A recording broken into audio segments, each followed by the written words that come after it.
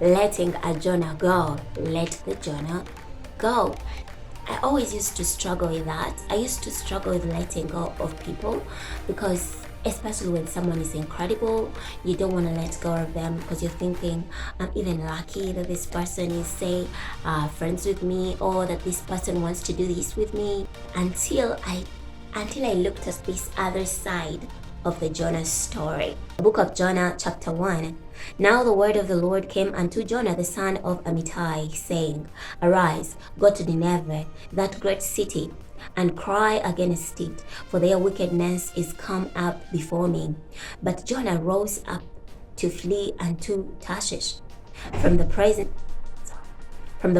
of the Lord, and went down to Joppa. And he found a ship going to Tarshish. So he paid the fare thereof, and went down into it, to go with them unto Tarshish from the presence of the Lord. You see? So God is asking Jonah, go, tell these people to repent, and then I can forgive their sins. And Jonah is like, no, thank you. I'm going to a different place. And boom, he goes to Tarshish, and he pays the fare for Tarshish. So what am I learning? Just because you have the means to take you where you want to go, it does not necessarily mean God has asked you to go there. Sometimes you could have everything you need to go where you need to go, where you want to go, but does not necessarily mean God is telling you to go there. Listen, what is God asking you to do? Just because you have the means to do something that your person's desire to do, it does not necessarily mean that is what God is asking you to do. So that's something I learned from that portion, because he pays his fare, he's got his payment to pay to go to Tarshish, but God did not send him to Tarshish. He's actually acting in rebellion. Verse 4, Jonah verse 4.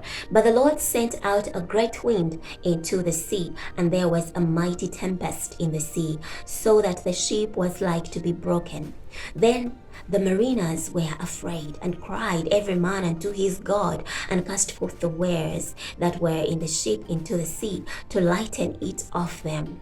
But Jonah was gone down into the cedars of the ship, and he lay and was fast asleep. So here we are seeing, while they are on this boat, Jonah goes to sleep. Jonah is fast asleep. Meanwhile, the storm is wrecking the boat. The mariners in charge of this boat, they all start to pray in all their languages to their different gods. They are calling unto their gods for help. Prophet, the man of God, is asleep on the boat. So the shipmaster came to him and said unto him, What meanest thou, O sleeper? Arise, call upon thy God, for if so be that God will think upon us that we perish not. And they said every one to his fellow, Come, and let us cast lots, that we may know, for who caused this evil is upon us. So they cast lots, and the lot fell upon Jonah. Oh my. When I look at this story, I see that when you look in the human perspective, Jonah was a man of God. He had the Spirit of God. He had the calling of God upon his life. He was on a wrong boat. He was not meant to travel with these guys to the direction these guys were going. And because he boarded this boat, despite the fact that he had the Spirit of God, it caused havoc for these guys who were riding on this boat. There are people in life. These people are not bad people. Especially if you are a Christian like me, This is specifically for a Christian. These people are not bad people in any way. They could be family members. There are people you love. Probably you look up to these people in all things. Probably it's a company, you are trying to go somewhere, and then there is this person you feel like, oh no, like this person is incredible, they are gifted, they are talented, but in your spirit, the Spirit of the Lord is telling you to let this person go. And you are, because of everything around, you start to think and say, but what will this person say? The thing is, I'm not the best there is. For me to think this person should go and I'm staying, like, seriously? Letting someone go, it does not mean they are a bad person. Sometimes letting a person go is the best thing you could ever do for them. Because when you let them go, if they are not meant to stay with you and you let them go, it gives them the opportunity to restructure themselves and go where God is calling them to go.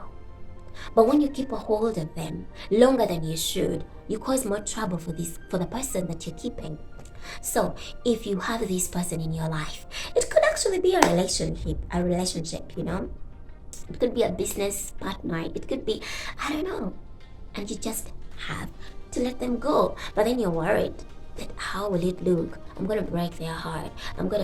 Sometimes letting go is the best thing you can do for a person. It's the best thing, you know? That was in the book of Jonah. We see that after they got Jonah off the boat, still, peace, the storm ceased.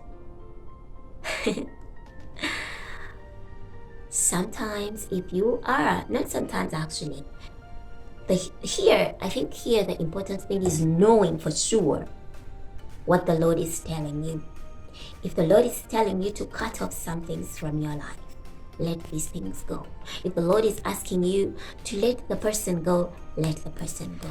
Though there are scenarios where you could keep on someone longer than you should, and you do not immediately experience the effects. The thing is, in keeping people we're not supposed to be keeping, we think we are doing them a favor sometimes, or sometimes we're just doing our job. Like these guys who are on this boat, you know, the Marines, they're just doing their job. And probably this guy's like, oh, cool, I'm going to pay you the fare. Let me just board with you. It's like, okay, no problem. We always carry people, not when it's a minister of God who is running away from where God is calling them to go. Those kinds of ministers are dangerous. Keep them off your boat. If the Lord lays it on your heart that this person is on a run away from God, let that person off your boat, because your boat will sink. So, there is another story that I like in the Bible which expresses this. Which shows you the effects of carrying along with you people God didn't tell you to go. God can call you to a place and for you decide to carry your whole clan. It's like, no, I can't leave my sister. No, but this is my friend. Oh, but this is my mom. When God did not tell you to carry them to where He's calling you to go, you may think you're helping them, but you are actually hurting them. You cause them more trouble than good. Let's look at another story. This other personality that I'm going to look at in the Bible is Abraham and Lot.